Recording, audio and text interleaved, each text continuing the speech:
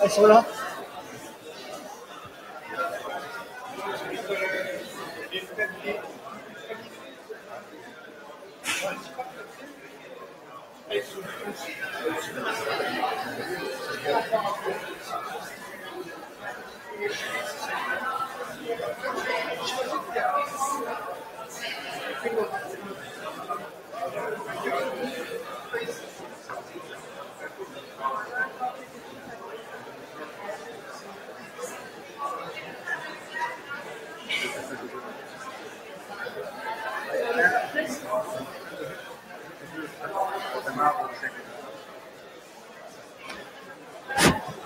Un, deux, bonjour. Messieurs, mesdames, je voudrais vous prier de vous asseoir, de vous installer. Il y aurait encore quelques personnes qui se stationnent sur le stationnement du Cégep. On va s'installer tranquillement. Le temps de finir le verre de vodka que j'ai entre la main.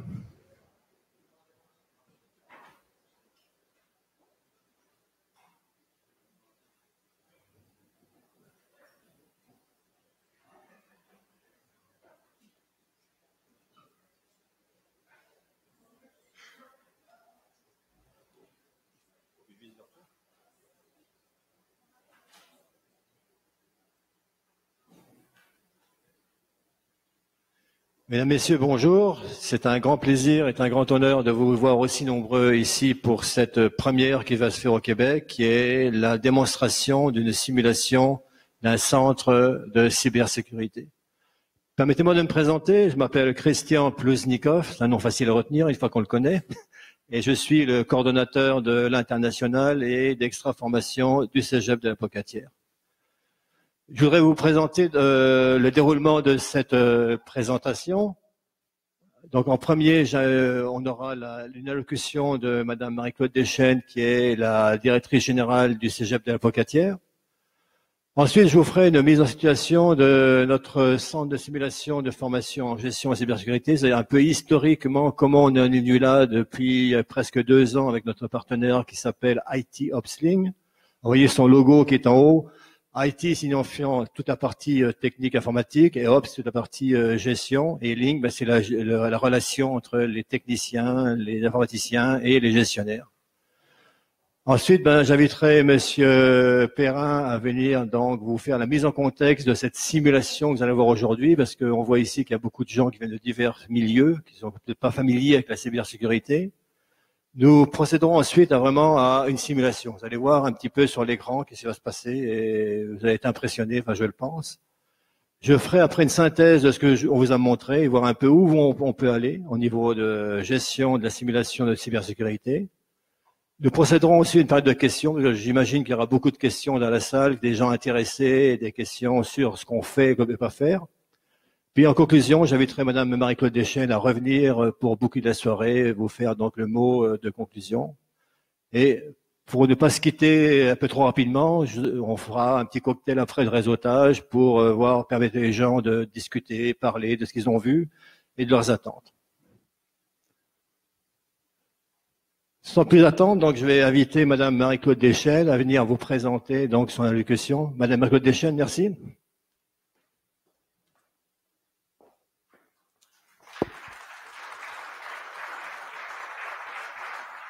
Merci. Merci, Christian. Bonjour à tous. Alors, distingués invités, vous êtes nombreux aujourd'hui ici et sur le web, d'un peu partout au Québec et issus de différentes organisations, qu'elles soient privées ou publiques. Nous comptons parmi nous plusieurs personnes qui travaillent pour le gouvernement du Québec au sein de différents ministères et nous sommes heureux de votre présence. Je salue également nos étudiants de technique de l'informatique qui sont en haut de vous sur la mezzanine et les membres du personnel, bien sûr, qui les accompagnent. Alors, c'est avec grand plaisir que je vous souhaite à toutes et à tous la bienvenue au Cégep de la Pocatière et je vous remercie d'avoir accepté notre invitation pour cette activité.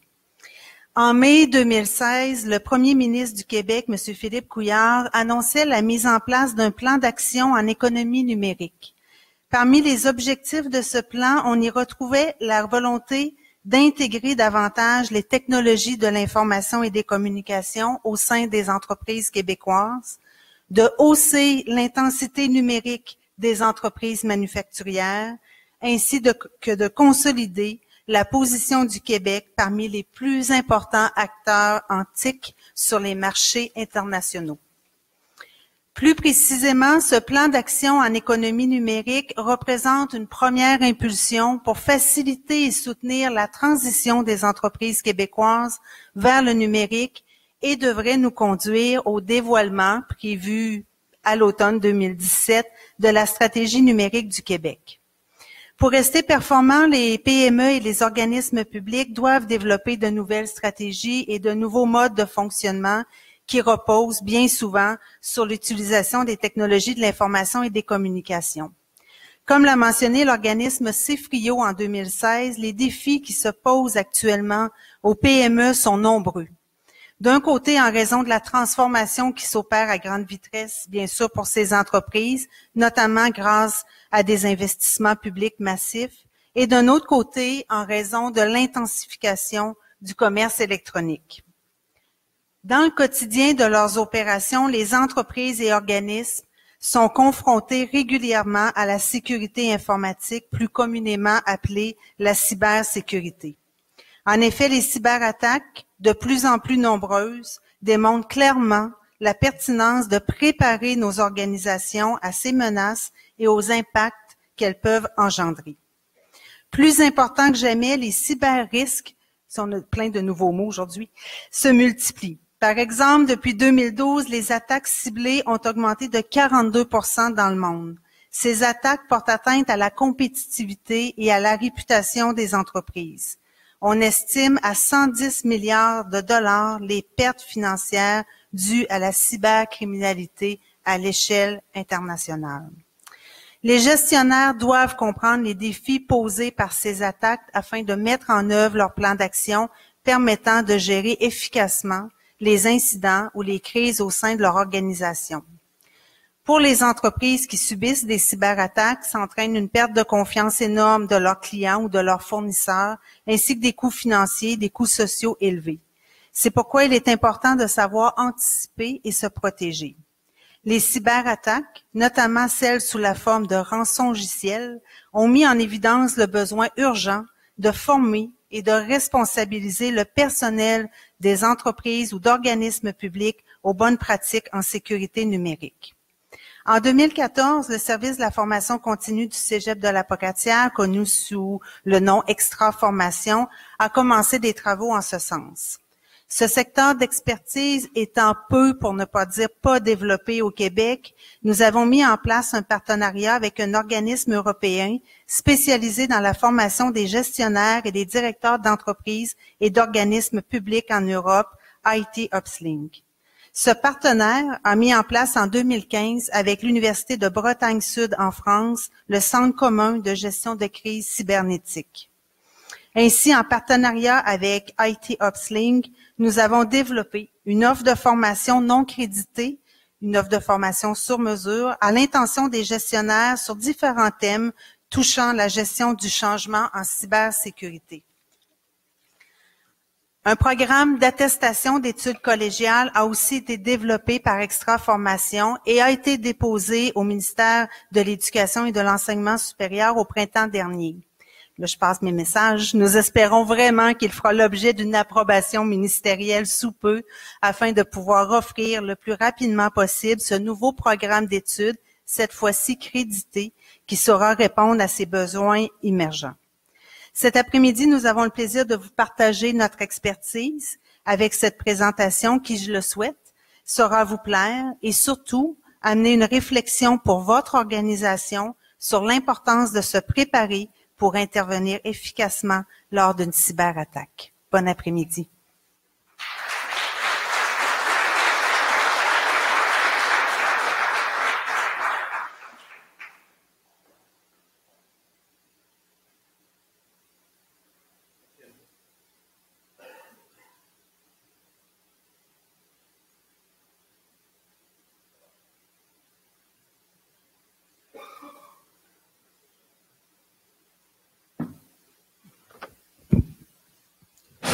C'était pas une cyberattaque, c'est une panne de pile, pas vrai. Merci Madame Deschênes. Excusez-moi, j'aurais dû intervenir plus tôt, mais la pile, la batterie m'a coupé la parole. Comme disait Madame Deschênes, je voulais vous présenter plus en détail notre partenaire qui est donc IT Upslink, qui depuis 2013 s'occupe de formation pour les dirigeants et les gestionnaires et employés en cybersécurité.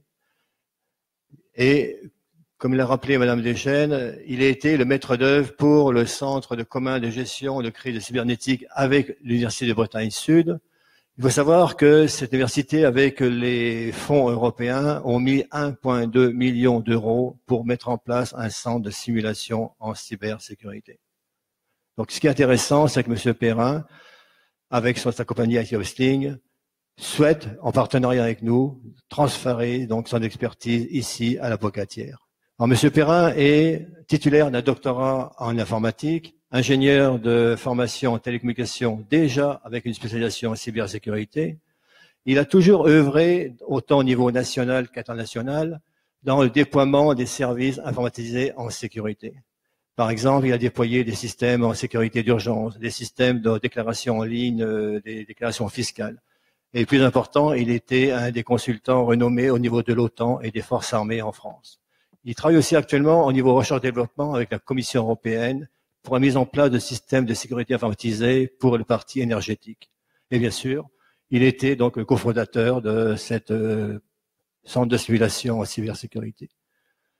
Pour vous faire un petit peu donc un avant-goût de ce que vous allez voir ici, voici le centre qui a été développé en France. Donc je vous laisse écouter, ça dure 1 minute 30 même pas. Les spécialistes de la cyberdéfense doivent gérer le problème. Même si le contexte semble très futuriste, les problématiques sont réelles et concrètes. Alors ce groupement opérateur propose d'accompagner les entreprises et leurs services au sein de ce Cyber Security Center. Aujourd'hui, les entreprises craignent certains types d'attaques, ne veulent pas qu'elles leur arrivent en réel et viennent dans un centre de simulation se préparer et s'entraîner. Peu importe les moyens déjà mis en place, l'objectif est d'adapter les services ou même de les créer. Une entreprise qui a un besoin de formation et d'entraînement va s'adresser à l'opérateur BlueSeaForce qui va étudier son besoin et qui va venir former l'entreprise dans le centre de gestion de crise. Vous voyez un petit peu donc ce qu'on veut mettre en place ici aussi donc à l'Avocatière. Je pense qu'on a tous les moyens, toute la volonté pour le faire. Depuis notre partenariat avec Monsieur Perrin, on a développé un programme de formation en cybersécurité qu'on a déposé au ministère au mois de mars dernier, et je reprends le message de ma directrice générale. On attend avec impatience d'avoir l'accord de notre ministère. On a mis en place aussi pour octobre des webinaires qui sont plus destinés à monsieur et madame tout le monde, une petite heure au niveau de ce que c'est que la cybersécurité, qu'est-ce que c'est que les dangers d'aller sur Internet, qu'est-ce que c'est que l'écho, etc. Donc, si vous allez sur le site Internet de Extra Formation, vous pourrez donc découvrir donc cette formation par webinaire. Et avec Monsieur Perrin, avec Activesting, il y a un transfert d'expertise pour mettre en place ici le centre de simulation en cybersécurité par des travaux pratiques et des laboratoires, ce qui se nulle part ailleurs au Québec. Ce qu'on n'est pas aussi, c'est un service de commun et d'aide pour les entreprises. Et ça, on travaille déjà avec la SADC. C'est pour ça que vous voyez ici donc la bannière de la SADC. Et je reviendrai après avec Madame Schwiner qui est ici, qui vous présentera un peu plus notre partenariat. Et bien sûr, qui dit un domaine technique dit recherche-développement. Donc, recherche-développement en cybersécurité dans les domaines humains. Comment on réagit, comment on peut gérer un stress au niveau opérationnel et au niveau technique. Donc maintenant, j'inviterai Monsieur Jean-Philippe Perrin à venir prendre la parole. C'est lui qui va faire le one-man show cybersécurité. D'un premier temps, il va mettre en contexte ce que c'est que la cybersécurité, et après, on va attaquer vraiment une simulation théâtrale. Monsieur Perrin, à vous. Merci Christian. Bon, merci d'être tous là. Aujourd'hui, on va parler de centre de cybersécurité. Alors, qu'est-ce que nous ne sommes pas? On n'est pas un centre pour faire de la guerre cybernétique, c'est-à-dire un camp de bleu, un camp de rouge. On met des spécialistes et on attaque, on défend. Non. Nous, ce qui nous intéresse, c'est au niveau des entreprises, c'est regarder comment on va réfléchir à la problématique de la cybersécurité pour une entreprise, que ce soit une entreprise, une petite entreprise ou une collectivité. On va commencer à réfléchir sur qu'est-ce qui est important, quelle est la culture qu'on doit mettre en place, et ensuite, qu'est-ce qu'on doit mettre en place comme produit technique. Ici, vous avez un mot nouveau, cyber-résilience. Dans cyber-résilience, vous avez deux parties. Cyber, qui est la partie numérique, et résilience, sur lesquelles il faut compter résistance. Et en fait, ce qui est important pour une entreprise, c'est quoi? Est-ce que c'est les attaques? Non. Ce qui est important pour une entreprise, c'est la continuité de ses services. C'est-à-dire, en cas de dysfonctionnement ou d'attaque cybernétique, comment est-ce que mon entreprise va pouvoir survivre pendant 1 heure, 2 heures, 3 heures, 4 heures? On a eu des exemples d'attaques, par exemple de rançongiciel, qui ont paralysé des entreprises pendant 1 heure, 2 jours, 3 jours, 4 jours et même plus. Pour un dirigeant, la question qui se pose, c'est comment, dans le laps de temps où l'attaque va durer, comment je vais travailler? Un exemple. Il y a eu une attaque il n'y a pas très longtemps, donc dans les centres hospitaliers de Grande-Bretagne, où suite à cette attaque, ça n'avait pas été prévu. La conclusion, c'était quoi? Pendant 3 semaines, je dis bien 3 semaines, les docteurs, les infirmiers, ils ont pris leurs clients, leurs papiers, et comme à l'ancienne. C'est pas possible de raisonner comme ça. Donc, c'est ce qu'on va voir par la suite. Et ensuite, il faut être tous cyber-responsables. La cybersécurité, c'est pas le problème simplement des gens de la technologie. C'est complètement faux. Et ça, on commence à en revenir. C'est un problème comportemental. C'est un problème humain de savoir comment on utilise nos moyens. En aucun cas, c'est un problème informatique. Ce sera, on verra par la suite, on met des moyens informatiques, mais c'est la dernière rempart. C'est pas le rempart. C'est pas parce que vous allez acheter des logiciels pleins de pare-feu, par exemple, que vous allez être protégé. Non, on verra pourquoi. Alors, les cybercriminels ciblent les entreprises ne prenant pas la cybersécurité au sérieux. Alors, qu'est-ce qu'on voit régulièrement? On voit dans les médias souvent les grands cas. Donc, WannaCry l'année dernière, c'était l'entreprise pharmaceutique Merck, ça a été Maersk, l'entreprise de logistique maritime, ça lui a coûté quand même, son interruption, 300 millions de dollars. On a eu NHS Hospital dont on parlait, et j'en reviendrai tout à l'heure sur le cas d'Equifax après. Mais ce qu'on ne voit pas, c'est que la principale, ce qui paraît en émergence de l'iceberg, ce sont les grandes sociétés. Ce qui n'apparaît pas, c'est les petites sociétés et collectivités qui, elles, n'ont pas d'obligation de déclarer qu'elles ont été attaquées. Je peux vous dire qu'en Europe, chaque fois que j'ai eu des conférences comme ça, j'ai posé la question suivante. Quels sont ceux parmi vous, n'ayez pas de modestie, qui ont déjà été victimes d'une cyberattaque? Levez la main, s'il vous plaît. Alors, il y en a un, c'est très bien, 2, 3, 4, 5. Ceux qui n'ont pas levé la main, c'est soit déjà vous êtes attaqué, vous ne le savez pas, vous allez peut-être le découvrir bientôt. C'est ça aussi le problème. Donc, si vous n'avez pas levé la main, posez-vous la question. Peut-être qu'en rentrant, il faudra que je regarde pourquoi. Là, en attaque, on verra que la stratégie d'attaque, en fait, elle passe toujours à 60% pour l'humain, 70% par des techniques de phishing ou hameçonnage qu'on verra ici. Et elle s'adresse maintenant indépendamment à des petites entreprises, grosses entreprises. Pourquoi? Parce que le crime, il s'est industrialisé. Crime as a service. En fait, ça veut dire que maintenant, vous avez des outils qui vont regarder sur les réseaux quelles sont vos faiblesses et comment on va pouvoir exploiter ces faiblesses. Et le réseau, ça nous est égal de savoir que c'est une grande petite entreprise ou un individu. Une fois que vous êtes repéré, on le verra tout à l'heure, à ce moment-là, on peut agir contre vous. Pour revenir à Equifax, c'est un cas d'école. On pourrait dire que c'est un cas d'école. 140 millions de comptes bancaires. Et surtout de numéros de sécurité sociale dévoilés. Le jour où ça a apparu, la bourse a dévissé de 14% la première journée, 20,7% la deuxième journée. Vous voyez déjà, pour la direction, le coût financier que ça représente. Ensuite, qu'est-ce qui s'est passé? Au niveau de leur site internet, pendant 2 mois, alors que le correctif, ce qu'on appelle un patch, était apparu, n'ont pas mis à jour ces correctifs au niveau donc du site internet qui est devenu vulnérable et qui a été la voie d'entrée pour les hackers. Ensuite, il y a une mauvaise gestion de crise. Pendant 6 semaines, ça a été on ne dit rien. On essaye de s'arranger. C'était pas possible. C'était tellement gros que c'est revenu sur la scène, devant de la scène. On verra les conséquences derrière. Et puis ensuite, qu'est-ce qui s'est passé au niveau de la direction? On a commencé à sanctionner les 2 principaux responsables, celui qu'on appelle le CISO, Chief Information Security Officer, qui était celui qui était en charge de l'informatique, et la personne informatique. Donc ces 2-là ont été remerciés. Et comme ça allait de pire en pire, on a remercié le directeur général dernièrement. Donc vous voyez que ça c'est un cas d'école et ça date d'il y a 2 jours, puisqu'on a appris qu'il y a 2-3 jours ici, c'était il y avait une centaine il y avait pas mal de monde, 100 000 ou 150 000 citoyens canadiens qui étaient concernés par cette histoire. Alors, quels sont en fait le coût des négligences? Le coût des négligences, il y a une perte de confiance. Cette perte de confiance, on l'a vu tout de suite à la bourse, ça dévisse.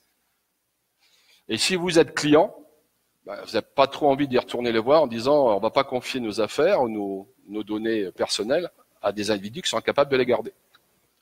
Les pertes financières, j'en ai mis quelques-unes, mais elles sont multiples. Vous avez eu la perte de clientèle, parce que c'est un organisme de crédit, c'était un des trois plus importants aux États-Unis, donc là, il y a une perte, les pertes de clients. Les indemnités au coût de suivi pour les dizaines de millions de données confidentielles. Le plus grave là-dedans, c'est quoi? C'est que c'est le numéro de sécurité sociale identifiant unique qui ont été volés. Quand on vous vole c'est le cas du Yahoo l'année dernière, il y a eu donc vos comptes qui ont été révélés, il suffisait de changer le mot de passe, mais il n'y avait pas de données sensibles dedans. Mais quand on vous vole votre numéro de sécurité sociale, il y a usurpation d'identité. On fait ce qu'on veut, on peut ouvrir du crédit. Ça veut dire que cette société, maintenant, est obligée de provisionner des fonds en cas où un de ceux qui a été volé porte plainte et, à partir de là, obligé d'indemniser ces individus. Il y a le coût des audits, le coût de restauration des systèmes et peut-être le coût des sanctions pénales. En Europe, une affaire comme ça vous coûte 4% de votre chiffre d'affaires international. Ensuite, responsabilité civile et pénale. Le problème, c'est que c'est venu au niveau gouvernemental parce qu'au milieu des gens qui se sont fait voler leur identité numérique, il y a la sécurité, il y a pas mal d'agents fédéraux, donc ça implique quand même un problème de sécurité nationale. On s'est aperçu que les gestions du risque et les mesures préventives étaient insuffisantes, d'où sanctions des personnes qui l'ont fait. Les gestions des incidents, au bout de 6 semaines, ne rien dire et avoir du mal à gérer l'incident, c'est gravissime en termes d'image et en termes de réaction. Et ensuite, des plaintes en nom collectif. Actuellement, il y a 30 plaintes en nom collectif qui sont portées contre eux. Donc, vous voyez les conséquences que ça a eu de oublier de patcher un site Internet, d'avoir mis aussi, ils ont fait très fort dans un site de secours, le mot de passe admin en password. C'est super bien, personne n'est au courant, mais on verra que quand il y a un outil qui regarde le site automatiquement, en fait, bref, c'était pas très bon. Alors le problème actuellement, c'est pas un problème technique, c'est un problème comportemental, c'est un problème humain, c'est un problème sociétal. J'ai essayé de le résumer dans un concept que j'ai appelé SMATCH. SMATCH, c'est soit le point gagnant pour les hackers, parce que vous ne l'avez pas pris en compte, soit le point gagnant pour vous, parce que ça vous permettra d'économiser de l'argent lorsque vous voulez vous faire de la défense. Dans SMATCH, vous avez le social. Le social, c'est ce qui concerne l'utilisation des réseaux sociaux.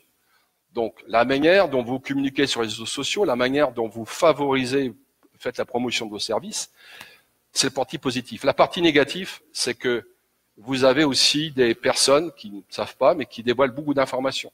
Vous allez sur LinkedIn, par exemple. Vous allez sur LinkedIn, vous avez quoi? Je suis chef de projet de telle entreprise, je viens d'être formé sur tel outil, et on déployait telle solution. Pour un hacker, vu de l'extérieur, c'est de l'argent. On dit, tiens, voilà les technologies intéressantes, voilà comment ça se passe. Ensuite, vous avez mobilité. Tout le monde maintenant travaille avec ça. On peut plus s'en passer. Donc en permanence, on s'en sert pour le travail, on s'en travaille à la maison, on regarde des films dessus, on télécharge ce qu'on veut. Qui a été formé à ça? Pas grand monde. Si on vous le vole, parce qu'il y a pas mal de vols, que deviennent les données? Est-ce que vous avez protégé l'accès de votre téléphone? Est-ce que l'intérieur est chiffré pour pas qu'on peut l'exploiter? Dans le temps, on voulait des ordinateurs portables, ça c'est beaucoup plus facile. Alors ça, on veut être connecté en permanence. Donc, les gens laissent le Wi-Fi activé et que lorsque vous baladez, on récupère des informations via votre Wi-Fi.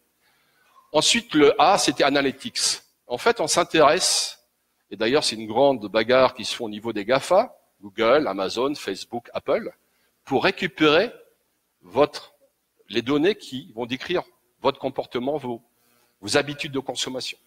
Et ça, c'est important. Ce qui nous intéresse plus, c'est pas le contenu, c'est la manière et ce qui vous intéresse. Si vous allez naviguer sur du site web, vous avez des systèmes qui permettent de savoir à quel moment vous étiez sur ces sites web. Et si vous recoupez l'information sur des données, par exemple de Facebook, on peut exactement savoir qui est là. Et à partir de là, si vous êtes cybercriminel, on exploite l'information. Si vous êtes dans le marketing, on l'utilise pour vous vendre des produits commerciaux. Amusez-vous à naviguer sur Internet. Allez vous intéresser, par exemple, à un téléphone ou à un appareil photo spécifique. Retournez plus tard sur votre Facebook et vous allez voir sur le côté, on va vous proposer des produits sur la recherche que vous avez fait. C'est pas par hasard. Et là, une grande bataille. T, c'était trust. T, j'ai transformé en transformation. La transformation sociétale. En fait, il y a la transformation numérique, elle doit être prise en compte au niveau des gouvernements pour prendre la partie législative et juridique pour couvrir et commencer à légiférer sur cette problématique. La transformation, c'est aussi votre relation avec vos partenaires, où si vous êtes sécurisé, mais votre partenaire n'est pas sécurisé, à ce moment-là, il y a une faille dans le système et la menace viendra par votre partenaire.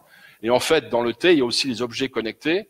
Donc, il y a les montres connectées, les lunettes connectées. Le problème, c'est que ces objets-là ne sont pas sécurisés. Ce qu'on cherche à faire, surtout, c'est quoi? C'est d'arriver le plus rapidement sur le marché avec un produit attractif, facile à utiliser, mais pas sécurisé. Il n'y a pas de contrainte encore sur la sécurisation. Donc là, il y a un gros problème parce que ces objets-là sont sur quoi?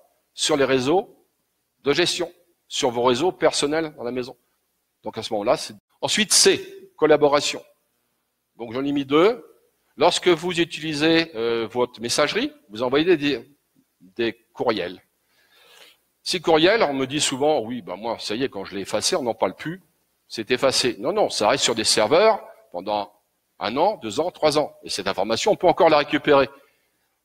C'est comme ça que certains hackers se sont fait avoir, parce qu'ils pensaient, donc les jeunes qui s'amusent des fois à faire ça, se disant, nous on n'est pas couverts, on vous trace quand même. Donc, attention à ce qu'on fait, je parle pour ceux qui sont en haut. Pour la collaboration, beaucoup dans les gens que je rencontre, dans les entreprises, utilisent des systèmes comme Dropbox ou ce que vous voulez, et mettent de l'information. Cette information, elle est visible, elle peut être accessible. Donc si vous voulez qu'elle ne soit pas compromise, il faut prendre des règles telles que je vais chiffrer mes données ou on va mettre des règles d'accès bien très strictes. Et ensuite, le H, H comme RH, en fait, c'est pour les habitudes. C'est les RH, les ressources humaines, ont un rôle important à jouer dans cette partie-là. Il y a les habitudes de management qui ont changé. Et ces habitudes se transfèrent aussi, c'est comment on gère des gens qui font du télétravail. Donc, le changement d'environnement et aussi de changement, comment je suis sûr que la personne qui travaille de chez elle est sécurisée ou celle qui travaille de sa voiture. Donc, voyez bien que le concept match, c'est une étude comportementale, pas technique. Je ne vais pas parler technique là. C'est simplement comment vous travaillez et comment les gens utilisent les différents outils de communication pour travailler. Alors, sécurité routière, tous responsables. Et en fait, dans notre culture, on nous a vendu la voiture comme un espace de liberté. On prend la voiture, on s'évade, ou soit la moto. Mais, on nous a mis des contraintes. On nous a appris quoi? On est obligé de passer un permis de conduire. Il y a eu un apprentissage obligatoire. Donc on l'a appris. Et puis il y a des contraintes un peu, les respects des contrôles techniques, les visites obligatoires des véhicules. Ça nous paraît naturel maintenant. Et puis, prise de conscience, responsable tout le temps. Il n'y a pas une journée, on va dire, tiens, aujourd'hui, je prends ma voiture, les feux rouges, les arrêts, on verra, ce sera pas un autre jour, et j'accélère à fond et je passe partout. C'est inconcevable. Pourquoi on ne fait pas pareil pour le numérique? Sécurité numérique, on est tous responsables ou tous irresponsables? La question se pose. Pourquoi? Il n'y a pas d'apprentissage obligatoire cyberhygiène. On n'a pas appris aux gens à protéger son téléphone. On n'a pas aux gens appris, lorsqu'ils naviguent sur Internet, à protéger leurs traces. On n'a pas appris à sécuriser, à avoir des réflexes. Cet apprentissage que j'appelle la cyberhygiène, on doit essayer de la rendre automatique, et c'est ce qu'on essaye de faire. Mais elle n'est pas obligatoire. Ensuite, quand je vois beaucoup de chefs d'entreprise, il y a une méconnaissance totale des règles de sécurité ou des obligations de conformité par rapport à la loi. Il y a beaucoup de gens qui me disent, je ne sais pas.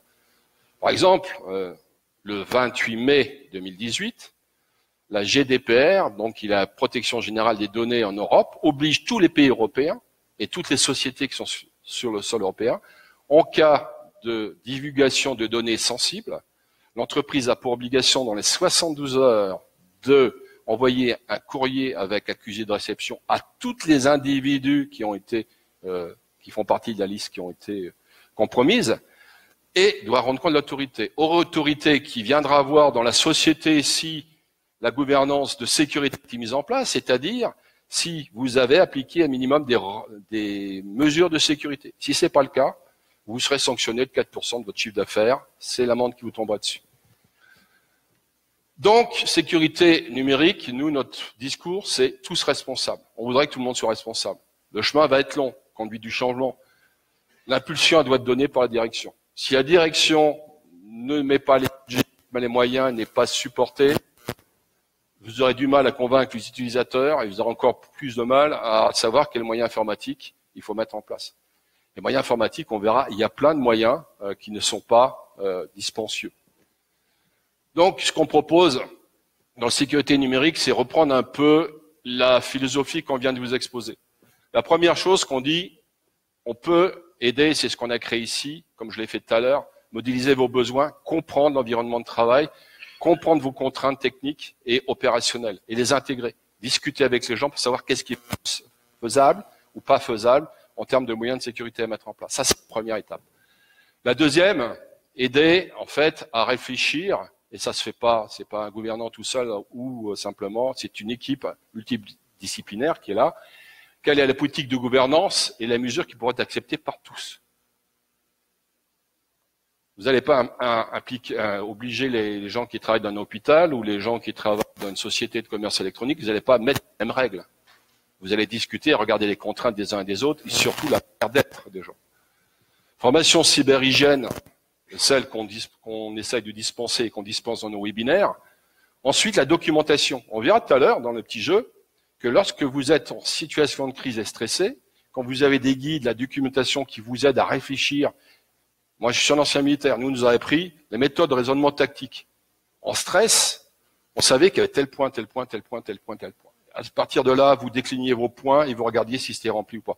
Ça rassure et c'est quand même une méthodologie qui marche bien. On va revenir là-dessus. Entraînement à gestion, politique RH, moyens techniques. Donc en gros, quels sont les atouts ici?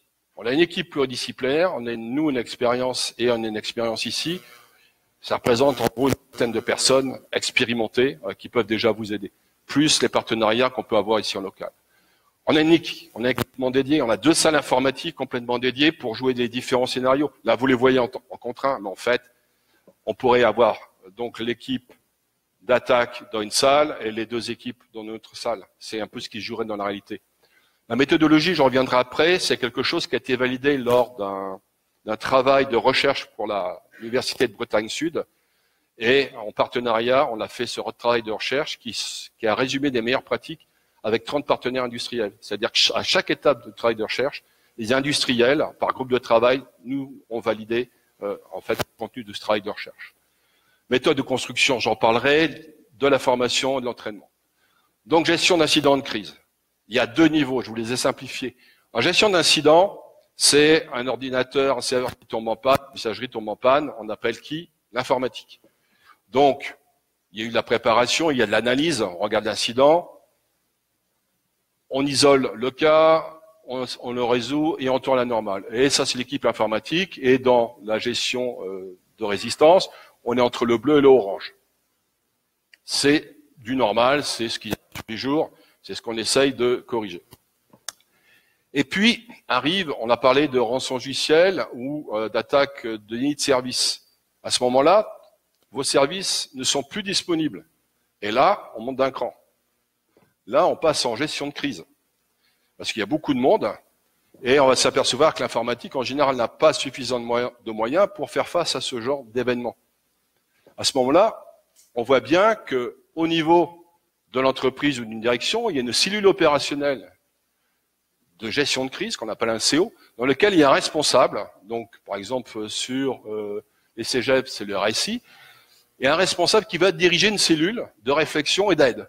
Donc, il va y avoir une partie communication juridique, il va y avoir la partie informatique de risque, il y aura aussi les responsables de production opérationnelle.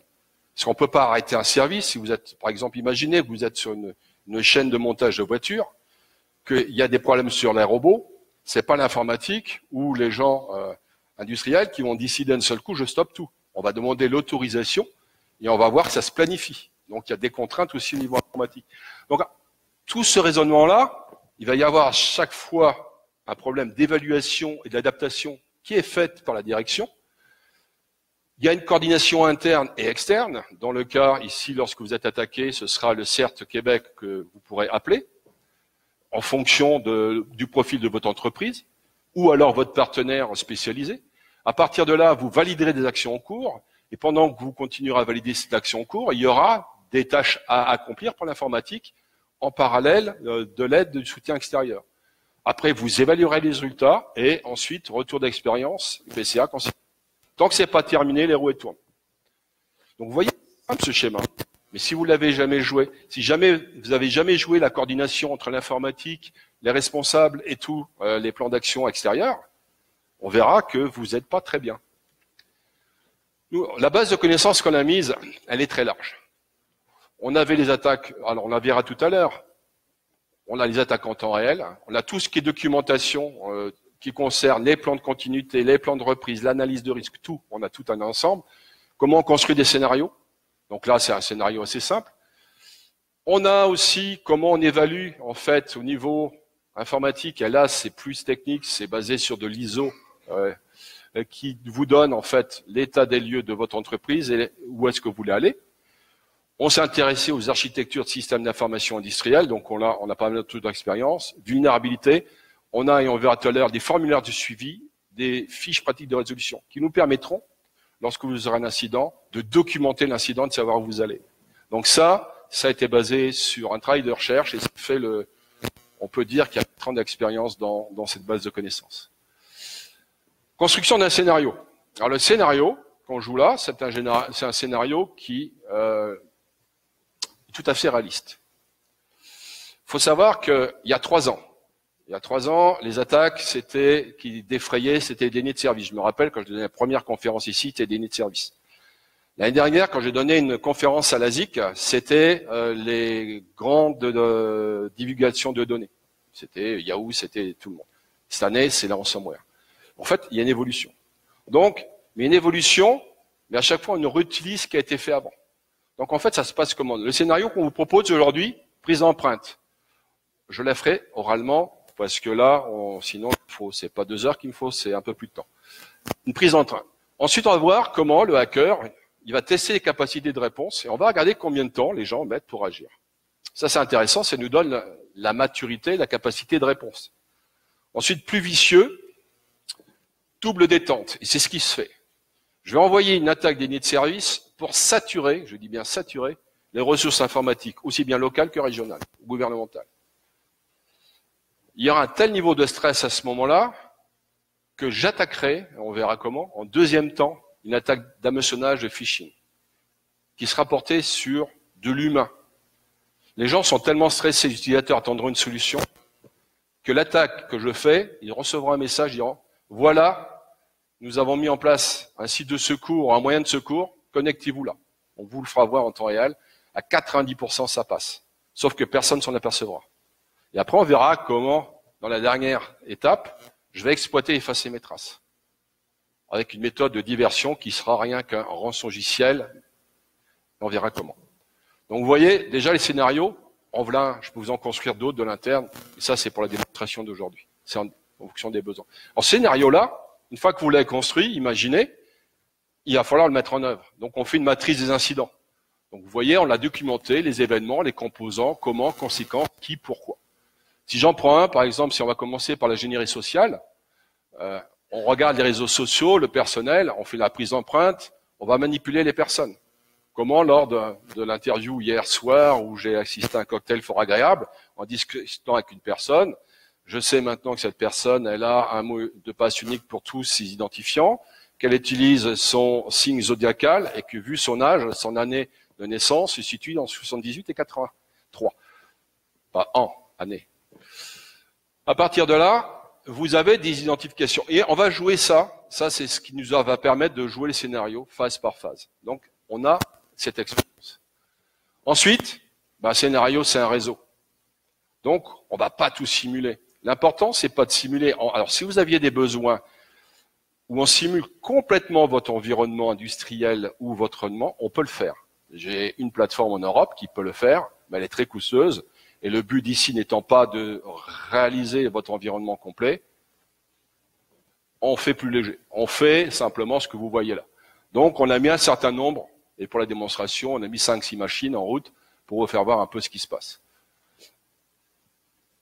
Alors, au niveau des scénarios, la première étape pour nous, c'est, vous allez voir, plusieurs équipes qu'on mettra en place juste au moment du démarrage du scénario. Préparation à l'attaque, d'effaçage du site web, attaque DOS phishing, rançongiciel. Et vous avez 2 types d'entreprises, quelle que soit l'entreprise. Les dépourvus, entreprises moyennes, grandes entreprises, ce sont des personnes qui ont quelques moyens, qui sont conscients du risque, mais c'est pas leur priorité, c'est trop compliqué, et c'est surtout, ça nous coûte de l'argent, parce que c'est que technique. Et c'est ce qu'ils pensent. Et donc, on verra très vite que ces gens-là, ils vont être vite très stressés. Et les avisés, c'est ceux qui sont passés par notre centre de sécurité et qui auront pris du recul, à qui on a appris les bases, comme au judo, des actes réflexes, et ils utiliseront une certaine documentation pour pouvoir s'en sortir. Et on verra que le niveau de stress, il est bien moindre. Et quand vous n'êtes pas stressé, vous êtes plus efficace. Quand vous êtes stressé, vous baissez les bras et la vague passe au-dessus et vous pouvez disparaître. Ici, voici le message qu'on va vous envoyer. Ça, c'est nos amis, les activistes.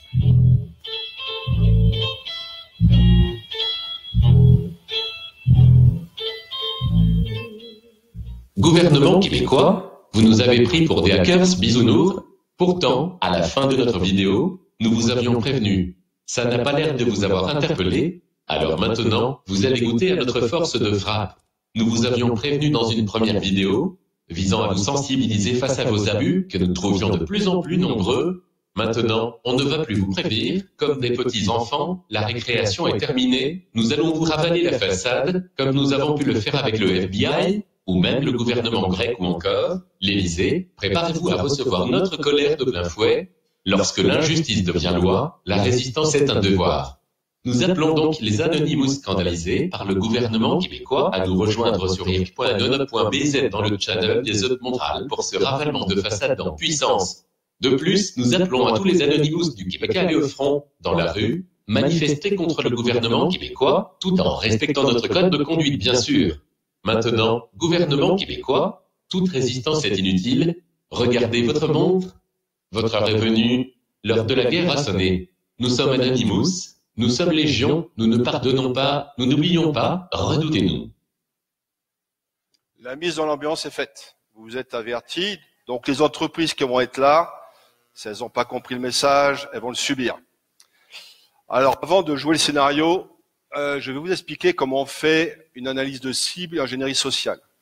Souvent, on me demande d'intervenir dans la société. J'ai des responsables informatiques qui me disent « Est-ce que tu peux pas venir convaincre la direction ?» Qu'est-ce que je fais? Ben voilà ce que je fais quand je fais. Je fais un recueil d'informations. Je pirate rien. Je vais sur Internet et j'analyse. Certains appellent ça de l'intelligence économique. En fait, on fait quoi? On va regarder sur les sites web ce que vous dévoilez comme information. Donc, on a vos adresses du site web, on a le nom des personnes. Il y a certains qui, même sur certains sites, qui ont l'obligeance de marquer tous les noms des personnes, des correspondants et les emails. Ça, c'est merveilleux. On le voit dans certaines centres de formation et aussi dans les hôpitaux. Ça facilite certaines relations, mais ça veut dire que ces personnes-là sont doublement formées et averties que, comme elles sont visibles, ça devient des cibles favorites. Le personnel, on regarde aussi sur les réseaux sociaux, si par hasard, sur LinkedIn ou sur Facebook, quelles sont leurs préoccupations. Sur les forums, est-ce que c'est des gens qui sont heureux, pas heureux, mécontents. On regarde aussi les fournisseurs. Pour être reconnu sur un marché public, en général, on demande aux fournisseurs d'établir des fiches de référence. Fiche de référence, c'est, voilà, je suis un telle société informatique, j'ai mis en place pour tel gouvernement ou tel système en place. Petite anecdote, je suis intervenu sur un gros fournisseur de gaz en Belgique, 12 000 personnes. Ils m'ont demandé, en fait, de faire cette analyse-là pour sensibiliser. J'ai trouvé, et je vous jure que c'est vrai, sur une référence qui disait le site principal, il est à Bruxelles, le site secondaire de secours, il est à Anvers, et voilà les moyens qu'on a mis en place, et voici les liens qu'on a mis en place. Autant vous dire que lorsque vous arrivez avec ça, vous êtes plus ou moins tranquille, parce que je pourrais vous expliquer gentiment comment vous pouvez attaquer. L'environnement et ingénierie sociale et logicielle va faire partie un peu de ce qu'on verra. En fait, quand vous arrivez là-dessus, vous dites, la première analyse rapide, et ça, il faut moins d'1 heure pour faire ça, vous avez 69 personnes, la structure de vos emails est de cette nature-là, donc c'est très facile à partir de là de commencer à savoir pour l'hameçonnage que je vais utiliser. Vos références clients, ça c'est un document confidentiel qui était en clair, se baladant sur Internet, donc quand je leur ai fait voir, j'ai dit c'est pas sérieux, mais il y en a plein des comme ça.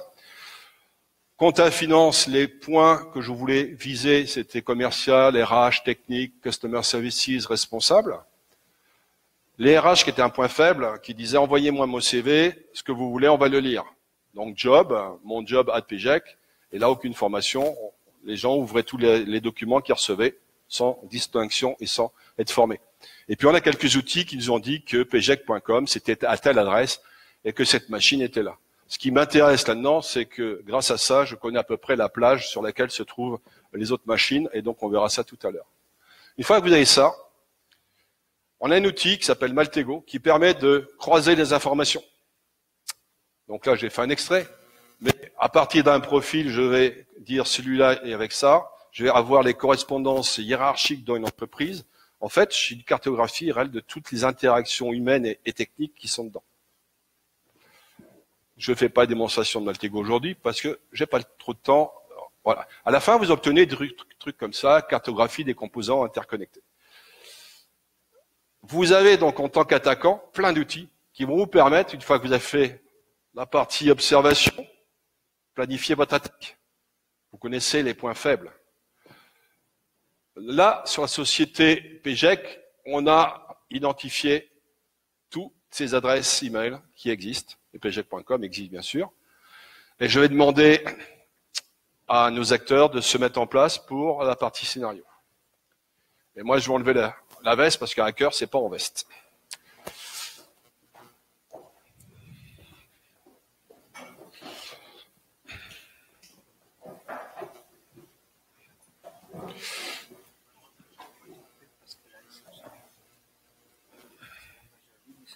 Je tiens à dire que nous ne sommes pas membres de l'Union des artistes, alors soyez indulgents. Donc à partir de maintenant, on va regarder la partie réelle scénario, reconnaissance, planification, exécution de l'attaque. Donc la première chose qu'on va faire, c'est regarder techniquement ce qu'il y a sur le réseau, pas adverse, mais de l'entreprise regardée. Donc on va maintenant jouer le scénario. On va regarder ici, sur cette console, sur la 2, ce qui se passe. En fait, on vient de lancer un scan réseau. Ça prend un peu de temps, on l'a lancé un peu en avance. Donc de côté, à gauche, vous avez le scan qui est en train de se dérouler, et à droite, vous avez les machines avec les protocoles. Alors, ça paraît un peu technique, mais on va voir qu'une fois que les résultats vont arriver, on va pouvoir s'en servir pour monter la deuxième phase de l'attaque. Donc une fois que les résultats auront été faits et seront arrivés, on va s'apercevoir qu'il y a dans les données fournies quelque chose qui m'intéresse. Il y aura dedans dans la liste, on va le voir. Alors là, vous voyez pour l'instant les scans qui se font. Ce scan est assez agressif, il n'est pas discret. Il existe des scans plus discrets. Là, on le fait exprès pour des raisons visuelles, pour vous faire voir un peu. Il y a du trafic qui se fait sur le réseau. Si vous avez des outils d'analyse de réseau, logiquement, vous devez voir que vous êtes scanné. C'est-à-dire qu'on est en train de chercher l'information sur vous. Si vous avez rien, vous voyez rien. C'est bien là le problème de savoir ce qu'on met en place pour cette partie-là. Donc là, ça se fait, vous voyez, ça devient de moins en moins discret. Donc là, vous voyez sur le côté les protocoles qui sont en train d'être testés, en train de chercher tout ce qu'il y a dans les machines.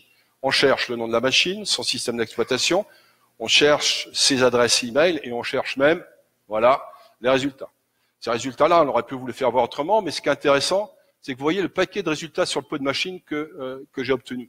Là, on s'arrête sur le 10.0.2.4, et ce qui m'intéresse, c'est du WordPress 4.7.4, et il n'est pas forcément à jour, et c'est la transformation numérique durable. Est-ce qu'on peut voir ce site on voit que PGEC, la transformation numérique durable, ils sont cool. Regardez l'environnement paisible, on sent que cette entreprise est épanouie. Donc ça c'est très bien. On va voir qu'ils vont être un peu moins épanouis après. On revient sur notre scan et on s'aperçoit aussi que sur la 10.0.6, il y a une plateforme qui est Moodle. Moodle parce qu'en fait c'est un centre d'enseignement et on utilise Moodle.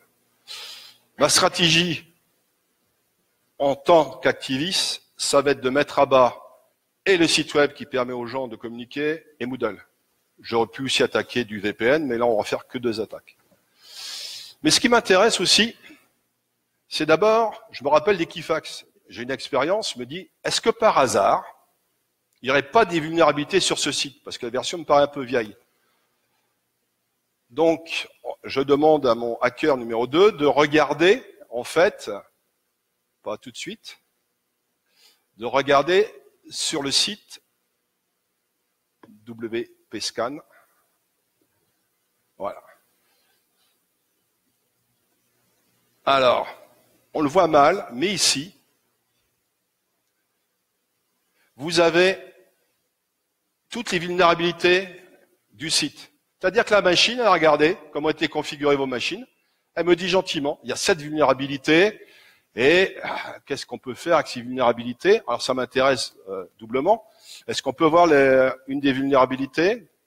Donc, sur le 3, voilà. Quand je clique sur l'hyperlien qui est dans la liste, voilà. Moi, hacker, ce que j'ai, on me dit exactement ce qu'il faut faire, comment je le fais, comment j'arrive au bout. Donc, en fait, ça devient moins technique. Il suffit de créer un peu de script, de regarder ça et de le jouer. Et à partir de là, vous rentrez dans le site web. Donc, vous voyez déjà, il ne faut pas s'étonner qu'Equifax, qui avait oublié de mettre à jour son site, avec des outils qui vous permettent automatiquement de déceler les failles, il est très facile, en fait, de rentrer dans les systèmes. Revenons à notre précédent. Donc, à partir de là, ma première attaque, je réfléchis, je me dis, je veux tester un peu ce qui se passe dans les 2 entreprises que je vise. Donc, je fais une chose qui est facile à faire. Je vais défacer le site web.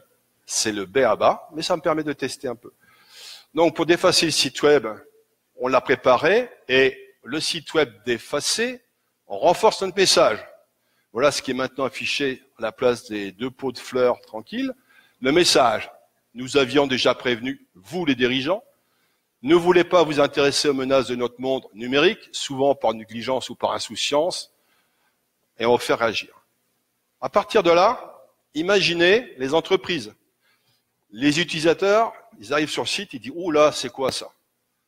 Et les téléphones commencent à sonner et l'entreprise commence à avoir des appels, etc. en disant « Dis donc, t'as vu ton site là? C'est quand même pas bon du tout. » Et ben, allons voir un peu ce qui se passe dans les entreprises. Je vais peut-être aller voir d'abord les dépourvus. Bonjour. Bonjour. Je vois là sur votre site web que vous avez eu quelques problèmes. Vous pouvez m'expliquer ce qui se passe et qu'est-ce que vous allez faire? Parce que c'est peut-être embêtant d'avoir une telle information sur votre site, non? Je pense pas que ça soit très, très grave. Je pense pas qu'il y ait beaucoup de gens qui puissent voir ça. Fait que, de toute façon, nous autres, on a un bon service informatique. Ils vont sûrement s'occuper de ça. Ah, c'est intéressant. Le service informatique, alors, c'est vous qui allez tout remettre en route? Écoutez, là, c'est pas vraiment le temps. La personne est présente. La personne qui s'occupe du site web est présentement en vacances. C'est embêtant. Ben, c'est embêtant, certain. D'autant plus que je constate que les mots de passe ont été changés. Donc, la seule alternative que j'ai pour le moment, ça va être de mettre down le serveur, là, donc d'arrêter le serveur. Et combien de temps, alors, ça va durer combien de temps, ça, avant que ce soit remis en route? Ah, pas plus que 10-15 minutes, probablement. Et qui va le faire? Je vais contacter je vais contacter notre hébergeur pour essayer de trouver la solution. Habituellement, c'est ce qu'on fait. Donc, ça marche tout le temps. C'est votre hébergeur, donc, qui est responsable du site et qui a mis en place ces solutions de secours, alors? Fort probablement, oui. Ah, le fort probablement, c'est dans le contrat ou pas dans le contrat? À brut pour point comme ça, je peux pas vous répondre. Donc, non, ça va être un peu la méthode de la découverte? Exact. Et vous, au niveau communication, qu'est-ce que vous en pensez? Niveau interne, externe, vous allez faire quelque chose ou? Ben là, pour l'instant, la consigne de la direction, c'est de ne pas communiquer. On va le faire là, si l'incident devient trop visible. Et vous le saurez quand, au nombre de coups de téléphone que vous allez recevoir? Ou... Ben là, je vais attendre des nouvelles de mon ami de l'informatique. Je verrai. Bon, je vous remercie. Donc, vous voyez là, premier cas, le plus courant, c'est un peu embêtant ce qui se passe là. Bon, mais c'est souvent ce qui se passe dans l'entreprise. Allons voir les avisés. Bonjour. Bonjour. Je viens un peu voir ce qui se passe chez vous suite à un incident qu'on a eu. Est-ce que vous pouvez m'expliquer un peu comment vous réagissez face à ça? Oui, effectivement, c'est embarrassant un peu. C'est un défacement de notre site web, mais tout est sous contrôle. On a déjà mis en place les procédures et les moyens pour être capable de faire face à cette situation. Et vous avez des moyens techniques? Comment vous faites au niveau de vos procédures? Vous avez des guides, vous avez des outils? Oui, bien sûr. En fait, on a une base de connaissances. D'ailleurs, vous l'avez affiché derrière moi à l'écran. Et à l'aide de cette base de connaissances, nous pouvons voir d'un seul coup d'œil tous les outils et les procédures dont nous disposons. À titre d'exemple, nous avons une fiche de traitement des incidents qui nous indique exactement la démarche à suivre par notre cellule opérationnelle afin de gérer efficacement cet incident. Ah, je vois aussi que vous avez un dashboard. Vous pouvez me le faire voir? Oui, ben en fait, vous m'avez sauté là, vous. Alors, nous avons un tableau de bord qui nous permet de voir les incidents. Vous voyez d'un seul coup d'œil l'incident. En fait, nous, on a traité l'incident numéro 22. Voilà, vous l'avez à l'écran. Et ça nous permet de voir le traitement qui a été fait et les ressources qui ont été engagés pour le faire. Tout à l'heure, on a vu également une fiche de notification des incidents. Donc, cette fiche-là nous permet de réunir toutes les informations sur l'incident, c'est-à-dire la nature, le détail de l'incident, le traitement qui est à faire, le compte-rendu de ce qui a été fait, et ça nous permet de documenter chaque incident. Oui, donc c'est un guide qui vous permet, en fait, en cas de stress, d'avoir un fil directeur qui vous permet non seulement, avec votre tableau de bord, de voir une situation, de voir les moyens engagés, mais aussi où vous en êtes au niveau des traitements de l'incident. Exactement, et cette documentation-là a été partagée par l'ensemble de l'équipe de la cellule opérationnelle. Alors, lorsqu'il arrive un incident comme celui-là, on sait exactement quoi faire. Et donc, vous êtes comme, si on repense au traitement, vous êtes au niveau traitement incident et vous êtes quand même assez relax. Oui, voilà. Au niveau informatique, pour compléter un peu ce... Au niveau informatique, on a détecté que c'était une faille au mot de passe du marketing. On a changé déjà les identifiants. On a étudié les vulnérabilités du site. Et malheureusement, la responsable du marketing étant absente, on ne peut pas traiter avec elle, mais on a quand même une machine virtuelle qui est en spare et on peut mettre ça en place dans, je pense, une durée d'une vingtaine de minutes. Donc, on va retrouver notre procédure habituelle dans 20 minutes. Ça me semble pas mal. Et au niveau communication, faites-vous quelque chose? On a juste fait un petit communiqué à l'interne, vu que c'est un cas mineur. D'accord. Je vous remercie. Donc, qu'est-ce qu'on a vu? Vous voyez deux cas. Donc, au niveau humain, niveau gestion de stress, une sacrée différence. Une fois que vous avez un outillage, c'est quand même plus relax de faire quelque chose. Mais ça s'arrête pas là. C'est que maintenant, on a regardé de l'extérieur les temps de réaction. Nous, on va s'intéresser à savoir comment ils vont agir en gestion de crise. Donc, on va commencer à planifier donc une attaque déni de service. Donc, on va regarder un peu cette attaque. Là, on a visé les deux sites. Donc là, j'ai deux logiciels d'attaque qui sont des dénis de service, sont des logiciels qui passent à travers l'air pare-feu parce que ce ne sont pas des attaques physiques, c'est au niveau applicatif. Donc, au niveau applicatif, là, à partir de là, vous voyez. Alors là, vous voyez logiquement l'origine de l'attaque. Si on faisait une attaque réelle, vous ne verriez pas l'origine. Ce serait multi-origine. Là, une origine, ce sont deux machines qui vont générer donc 500 attaques. Il y a 10 utilisateurs qui génèrent chacun 500 attaques. Ça fait 5000 attaques qui fait que votre système tombe. C'est le même logiciel que j'utilise que celui qui a été utilisé pour WannaCry. C'est exactement la même chose derrière pour paralyser les secteurs. Donc là, vous voyez, les attaques sont en train de se faire. Et qu'est-ce qui se passe au niveau des entreprises? Et là, il y a un problème. Au niveau des entreprises, je pense que le stress, il est monté d'un cran. Parce que là, il n'y a plus rien qui marche. Là, c'est devenu visible, en interne, en externe. Plus personne ne peut travailler. On a paralysé les deux premiers serveurs qui sont pour eux critiques.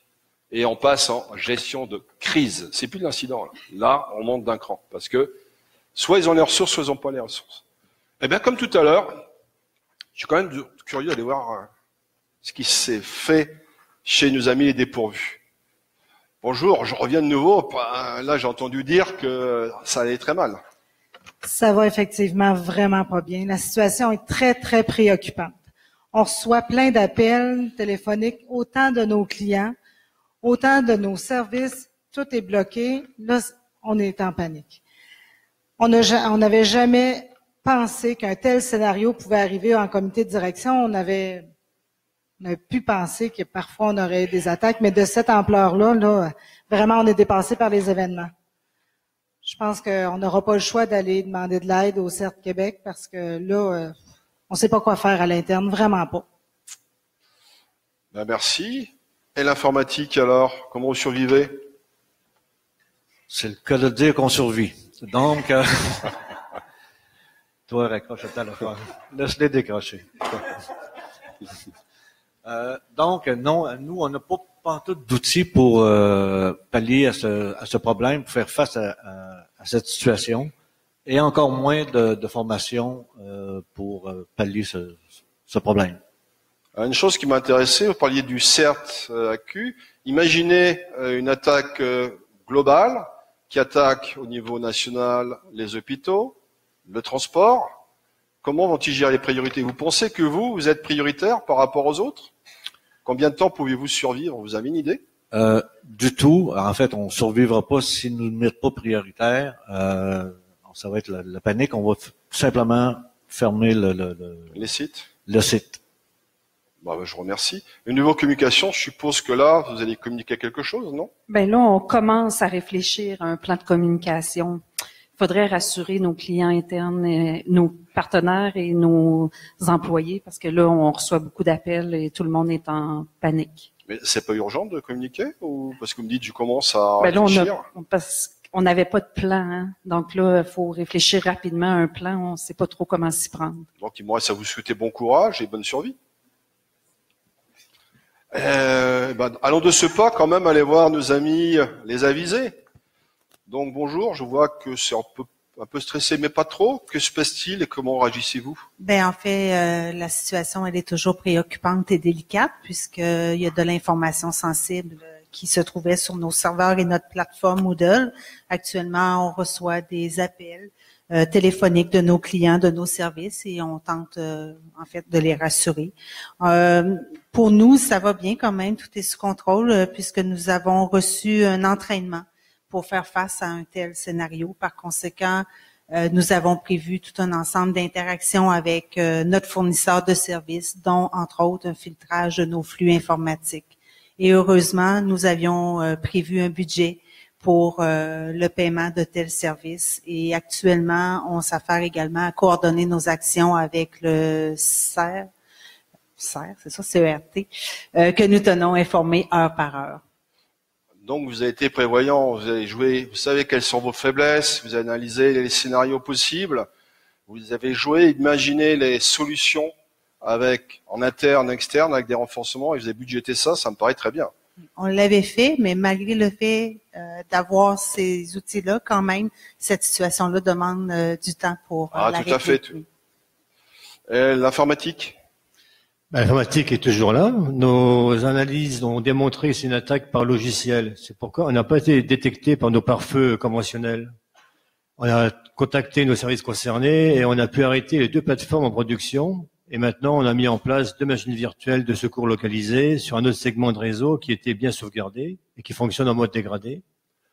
Ce type d'attaque, en principe, dure quelques heures. On prévoit un retour à la normale dans la journée de demain ou plus tard. Et bien sûr, en parallèle, on documente tous les tableaux, fiches de suivi et d'incidents qui sont mis à jour. Donc je vois que déjà, oui, vous avez des solutions, dont une solution extérieure qui vous permet en fait d'avoir délégué à l'extérieur la spécialisation et le traitement de cette partie qui est quand même un peu spécifique et qui peut être faite effectivement par un prestataire extérieur. Et vous, la communication alors, que faites-vous? Ben, on était déjà préparé pour des cas comme ça, fait qu'on est à revoir aussi notre plan de communication. Puis, savez-vous, on a une bonne nouvelle, on est une petite entreprise, fait qu'on n'est pas un cégep, ça fait qu'on est moins à risque. C'est une bonne remarque, je vous remercie. Donc, là, nous avons nos 2 amis, nos 2 entreprises. On voit qu'il y a une qui est stressée, qui ne sait pas où elle va. Donc, avec un peu de chance, elle a de la chance, elle va survivre.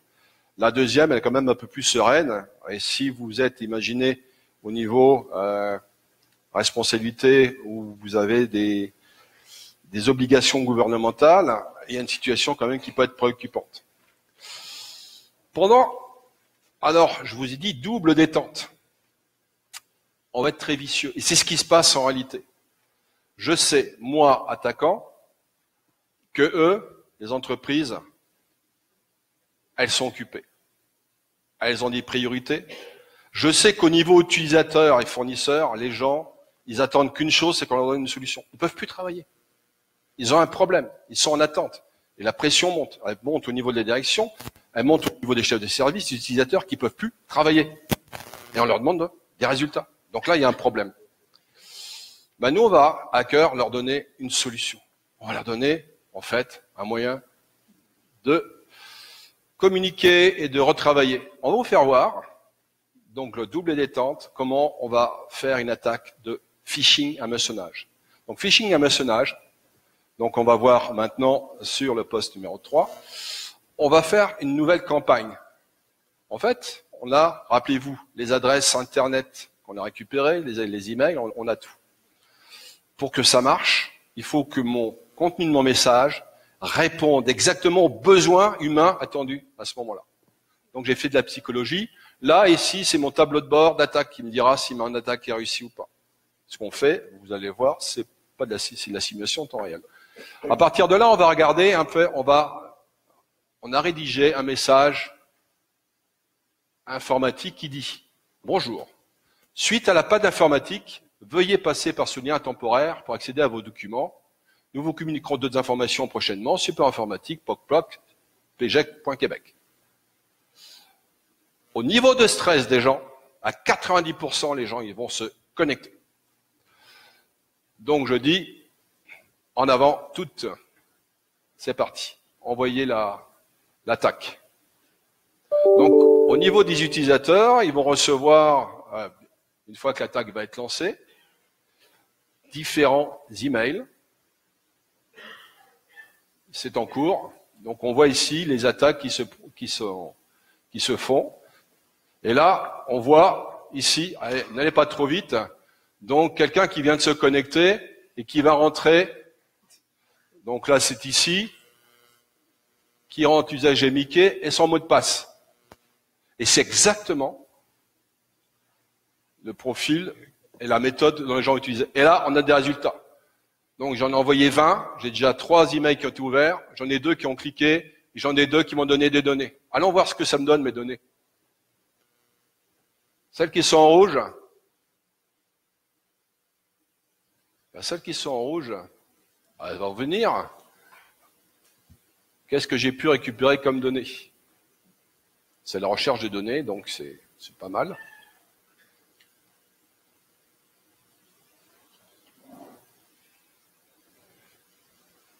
Petite donnée, checklink.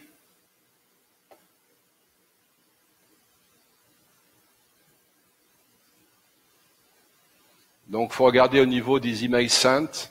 En rouge, submitted, t'as un rouge en bas. Descends, cling, descends, t'en as une, submit, direction étude. Remonte d'un cran, au-dessus, là. Non, submit, il est données soumises. Submitted data, t'en as 2 maintenant. Tu peux pas l'ouvrir.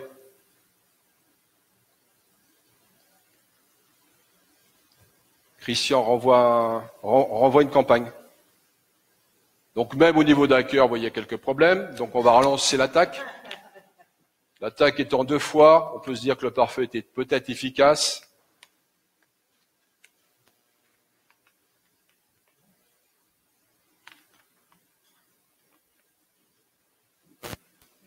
Donc là, tu lances ton attaque.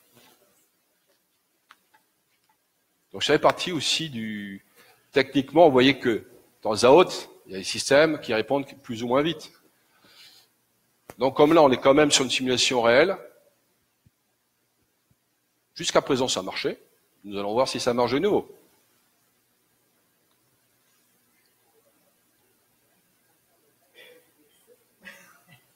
Donc, Christian, tu reçois ou pas?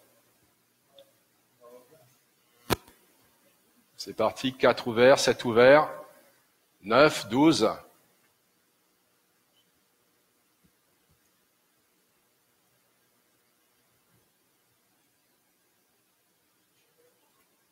Mathieu répond de nouveau. Voilà, réponse UA.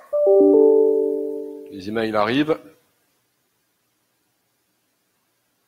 Donc 1, 2, clink, clink.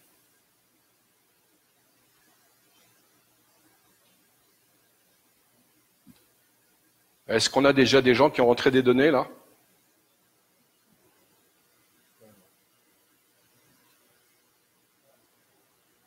Ah, ça y est, enfin, quelqu'un s'est dévoilé. Donc, un utilisateur qui a tapé, qui s'est connecté, qui s'appelle Tétête, et il avait un mot de passe qui s'appelle Etête. Bah, c'était mieux que Mickey tout à l'heure, ou je sais pas. Bon. Donc, qu'est-ce qui se passe?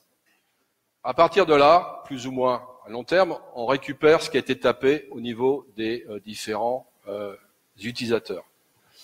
En même temps, à ce moment-là, on a arrêté l'attaque des DOS, qui fait que quand les gens sont connectés, ils ont eu de nouveaux accès au service. On sait qu'en gros, au moment où les gens se sont connectés, intellectuellement, on s'est dit on va leur rendre la main sur les services. Donc du coup, on a arrêté l'attaque des nids de service. Là, effectivement, ils vont recevoir des coups d'appel disant bravo, vous êtes sortis, je ne sais pas ce que vous avez fait, mais ça marche de nouveau. Tant mieux, on continue. On a ciblé des gens qui n'étaient pas des postes forcément de direction. On n'a pas ciblé l'informatique, où on sait que la cellule opérationnelle, il y a tel et tel type de profil. On a visé un coup en dessous. Les gens qui sont connectés, à travers leur interface normale, ils retravaillent de nouveau normalement. Ils n'auront pas en tête de dire, bah tiens, c'est bizarre, j'ai eu un double clic là, peut-être que c'est du phishing. Non, ils n'y penseront pas. Donc, maintenant, vu de l'extérieur, comment on va exploiter ça? On va prendre son temps. Les machines, on en a 5, 6, 7. On va se loguer à l'intérieur du système à leur place et on va observer. Et on va observer ce qui se passe. On va prendre notre temps. Et qu'est-ce qui nous intéresse? Ben, les données sensibles, des données de production, les données financières, et on va regarder un peu comment se font les échanges financiers. Comment est-ce que je pourrais générer une fausse facture? Je peux très bien mettre ce qu'on appelle un keylogger sur une des machines et regarder ce que tapent les personnes, jusqu'à ce que je sois sûr que ma deuxième phase d'attaque, elle va être la bonne. C'est-à-dire que je vais pouvoir et récupérer de l'information ou récupérer de l'argent. Quand ça c'est fait, à ce moment-là, je vais déposer sur les machines une sorte de rançongiciel, qui n'est pas un rançongiciel, parce que je suis plus vicieux que ça. Je prends un logiciel de chiffrement comme AXCrypt ou VeraCrypt, que j'ai installé sur les machines et qui n'est pas détecté comme quelque chose de mauvais par les antivirus. C'est quelque chose de normal. À partir de là, j'utilise un outil qui m'a été mis à disposition par la NSA, Eternal Blue, qui permet d'envoyer tous les petits fichiers cryptés sur tout le réseau. Une fois que je sais que tout le réseau est compromis, j'étudie, parce que ça devient très vicieux, j'étudie même comment se font les sauvegardes. Et comme les sauvegardes, en général, c'est sur les mêmes chemins, j'arrive à tracer les sauvegardes. Et quand j'ai bien tout en main, à ce moment-là, je donne le feu vert pour envoyer un type de rançongiciel. Donc à ce moment-là, simultanément sur tous les postes, le rançongiciel, il éclate. C'est pas sur un poste là, c'est sur tous les postes. À partir de là, qu'est-ce qui s'arrive lorsqu'on est sur un rançongiciel? Ben voilà, on arrive sur un texte comme ça, où on peut cliquer si on veut, il n'y a plus accès à rien. Sur mon PC, c'est mort. Il y a toujours un texte qui dit read me ou lisez-moi, parce qu'on se dit quand même, il y a quelqu'un qui a fait quelque chose. Donc on clique dessus, lisez-moi, et voilà le message. Nous vous avons chiffré toutes vos machines, y compris une partie de vos sauvegardes. C'est vrai ou c'est faux, mais c'est pas grave. Bonne chance pour établir vos services. Pas de rançon. Nous ne voulons pas d'argent supplémentaire, car nous nous sommes déjà servis. Cherchez l'erreur.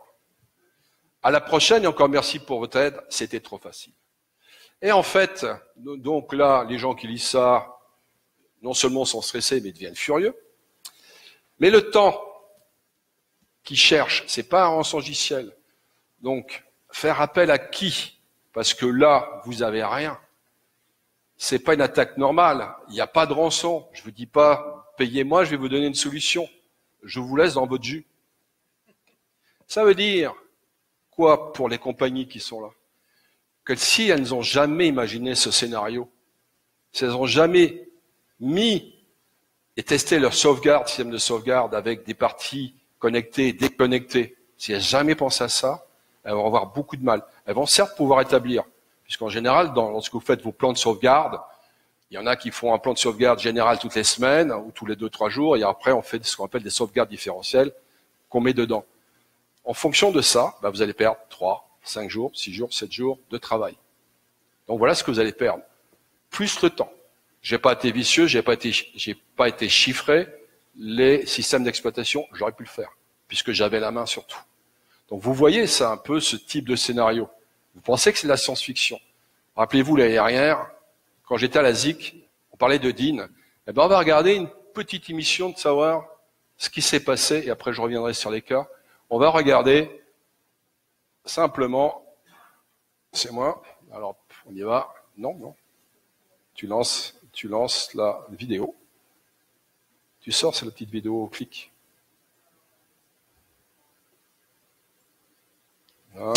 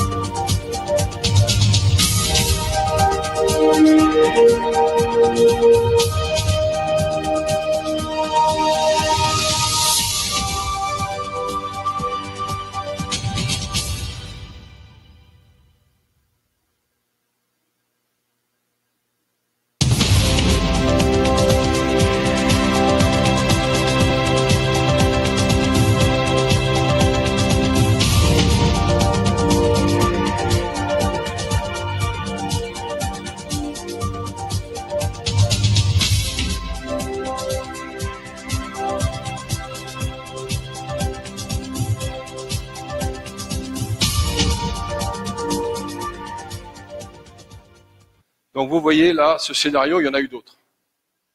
Ici, ce qu'on apprend à faire, ce qu'on peut faire pour vous, c'est en fonction du profil de votre entreprise, c'est imaginer les scénarios d'attaque.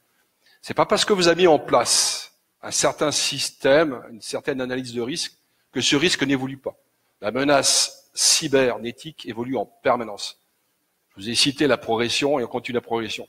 Ça veut dire que nous, on continue à faire de la veille. Moi, je fais de la veille tous les jours pour savoir ce qui se passe, quelles sont les interactions, quelles sont les leçons apprises. Et ensuite, on essaye d'intégrer ça au niveau de nos bases de connaissances et au niveau de nos scénarios. Le but ici, et je vais passer la parole après à Christian et à Marie-Claude, c'est de quoi? C'est simplement de vous aider à regarder votre environnement, à regarder comment on peut monter des scénarios pour vous, penser l'imaginable, et surtout vous apprendre à raisonner en vous disant, ça c'est l'extérieur. Mais le plus important à l'heure actuelle, et ça fait 3 ans que j'essaye de prêcher cette bonne parole, c'est de l'intérieur. Si vous vous posez la question, quels sont mes actifs, quels sont mes éléments essentiels qui m'empêchent de travailler? Si vous en avez 2 ou 3, prenons le cas des informations. On va vous voler de l'information sensible, la cas de sécurité. Si ça avait été le cas d'Equifax, ils avaient fait bien leur boulot, le numéro de sécurité sociale, il aurait été dans une base de données séparée qui aurait été chiffrée. Il y aurait eu simplement un numéro de correspondance sur cette base chiffrée et la base d'information qui identifie l'individu. Si vous chiffrez le tout et qu'un individu vous vole vos données, il vous les a volées. C'est un fait. Mais il ne peut pas les exploiter. Elles sont chiffrées. À partir de là, votre seule problématique à vous, entreprise, c'est quoi? C'est de restaurer les données de nouveau et de continuer à travailler, en sachant que vous allez perdre 2 heures, 3 heures, mais ça, vous l'avez pensé avant. Donc voilà un peu le type de scénario qu'on construit. On en construit des comme ça, on en construit pour des industriels, pour tous les secteurs d'activité. On en a fait aussi à l'université pour, par exemple, les hôpitaux, puisque je sais qu'il y a des représentants des hôpitaux. Dans les hôpitaux, la leçon apprise, c'est que les gens, ce qu'ils voulaient mettre en place, c'était les procédures et savoir quel type de risque. C'était plus culturel et plus en termes de management qu'en termes d'équipement et d'outils informatiques. J'ai assez parlé. Maintenant, je vais passer la parole donc à Marie-Claude et à Christian, et je vous remercie pour votre attention. Merci Jean-Philippe.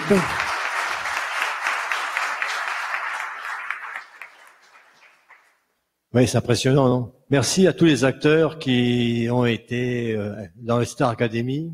Et un grand merci à l'équipe d'informatique qui, depuis plusieurs jours, travaille d'arrache-pied. Et merci à leur directeur, qui est Benoît, qui était un peu débordé, mais c'est normal, c'était un dépourvu.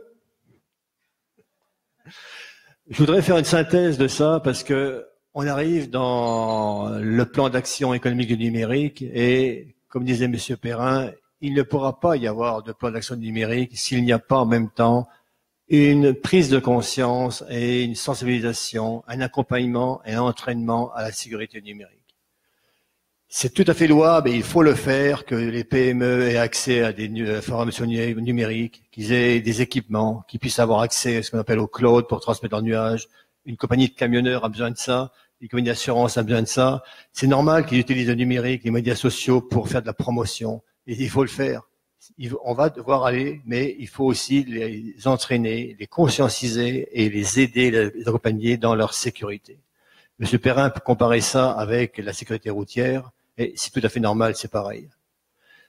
Donc, ce qu'on pourrait faire maintenant, en tant que, je dirais, centre de simulation et d'entraînement et d'accompagnement en cybersécurité, c'est aider les entreprises innovantes à protéger leur propriété intellectuelle. Ça, je pense, c'est quelque chose qui a vraiment une grande valeur. Apprendre l'entreprise à sécuriser leur plateforme de commerce électronique. Comment je vais utiliser un cloud, ce qu'on appelle un Dropbox, ce qu'on appelle un Google Drive, etc. Comment je vais entraîner mes employés à travailler à distance. Comment je vais entraîner mon personnel à avoir une charte informatique. Comment je vais bannir ce qu'on appelle les fameuses clés USB. Ensuite, il va falloir qu'on forme aussi des cyberréférents pour chaque entreprise ou pour les différentes organismes municipaux. Et ce qu'on parlait avec la SADC qui nous accompagne dans cette belle je dirais, aventure, c'est de créer un label entreprise cyber-responsable. De façon à ce que, par exemple, une entreprise qui veut faire un contrat avec un sous-traitant, ils disent « Ah, tu as déjà ton label cyber-responsable, comme un label ISO 9000, je peux travailler avec toi en toute sécurité. » Donc c'est vers ça qu'on veut aller. Et pour ça, je pense qu'il va falloir qu'on suive, comme disait M. Perrin, la méthodologie de SMATch, mais en faire des SMATch gagnants et pas des SMATch perdants. C'est-à-dire, on va utiliser sa méthodologie avec beaucoup de dextérité. C'est-à-dire faire un portrait actuel de l'entreprise qui a ces différentes habitudes, faire la prise d'empreinte, comme il dit, de votre entreprise, et voir le scénario idéal pour pouvoir avoir la meilleure possible cybersécurité. Ce qu'on va faire aussi, c'est faire des scénarios. Vous avez vu ici, aujourd'hui, on a joué à un jeu. Et le scénario vous permet, comme dans la piscine, d'apprendre à nager. On fait souvent de la simulation. Moi aussi, je suis dans les forces armées, comme M. Perrin. Et dans l'aéronaval où j'étais, on nous simulait de tomber l'avion en pleine mer. Le jour où ça arrivait, on savait quoi faire, on pouvait survivre. Donc là, c'est pareil. On va faire des exercices de ce qu'on appelle le phishing, de ce qu'on appelle le déni de service, de ce qu'on appelle la guerre électronique. Et tout ça pour aider l'entreprise à être plus performante, autant au niveau partenariat qu'au niveau compétitivité internationale. Alors tout ça, mais c'est pas seulement former des techniciens, former l'informatique. Vous avez vu l'informatique à bon dos souvent. Souvent, je parlais une fois avec, je ne sais pas qui, mais un directeur d'une ville pas loin d'ici. De toute façon, moi j'ai tout confié à une compagnie externe informatique. Oui monsieur, bravo, mais là vous êtes vraiment mal pris. Donc il faut former au niveau des directeurs et les accompagner. Il faut former au niveau des employés et il faut aussi former bien sûr les techniciens, mais pas les former au niveau technique, leur montrer les outils de hackers qui existent sur le marché et les préparer à être mieux équipés pour protéger leur entreprise, mais aussi protéger les différents organismes publics. Donc c'est un peu vers ça qu'on voudrait vous montrer, et je pense qu'on vous a convaincu aujourd'hui qu'il y a un besoin de prise de conscience.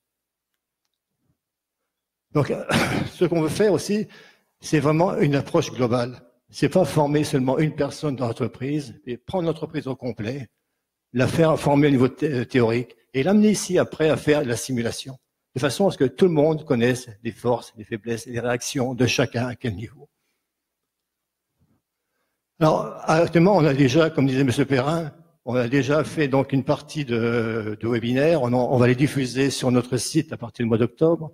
Et je vais inviter Mme Isabelle Chouinard à venir vous parler un petit peu comment la SADC intervient avec nous ici pour promouvoir ce qu'on appelle des webinaires en cybersécurité. Isabelle?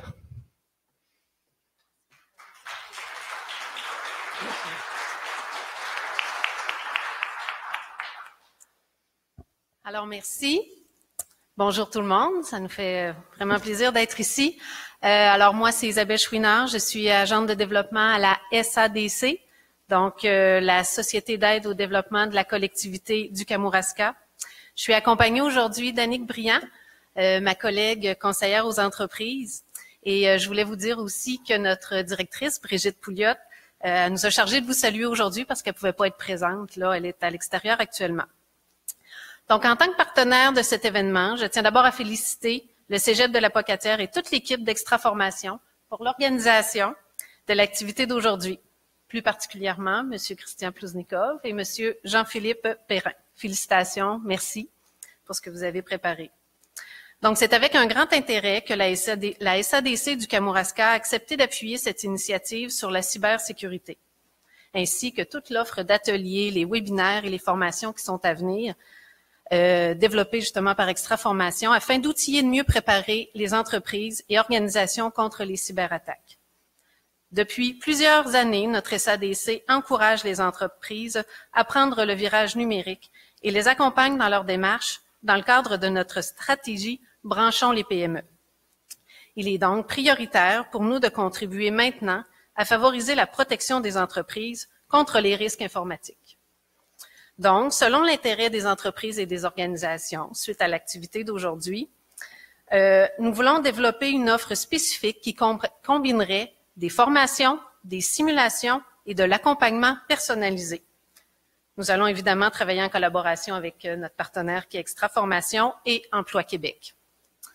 Alors, si vous êtes préoccupé par la cybersécurité et que vous souhaitez demeurer informé de ce qui pourra vous être offert suite à l'activité d'aujourd'hui, vous avez peut-être reçu à votre arrivée ce petit coupon, sinon il y en a à l'arrière. C'est important de le compléter afin de nous laisser votre adresse courriel pour qu'on puisse communiquer avec vous pour la suite des activités et des offres qui seront développées ensemble en collaboration. Alors, merci à tous pour votre participation. Je sais qu'il y avait beaucoup de gens de l'extérieur qui sont venus à la Pocatière aujourd'hui. Donc, bon retour et puis profitez du temps qui reste pour réseauter et surtout avoir accès à une ressource exceptionnelle aujourd'hui qui est avec nous. Merci. Merci Isabelle, merci.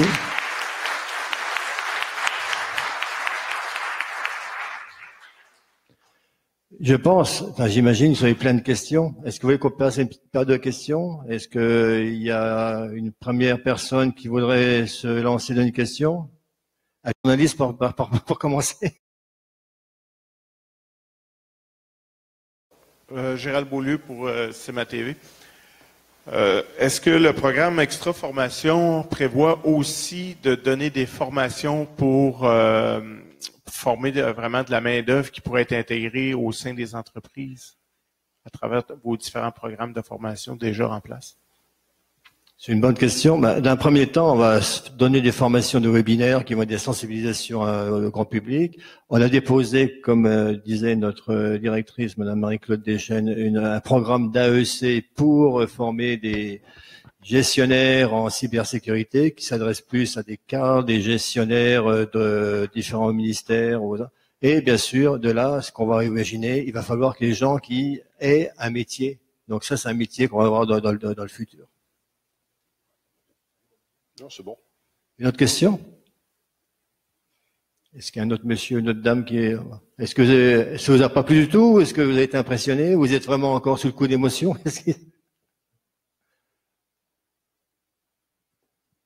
Non. Et nos étudiants ont peut-être une question en haut, non? Au niveau technique?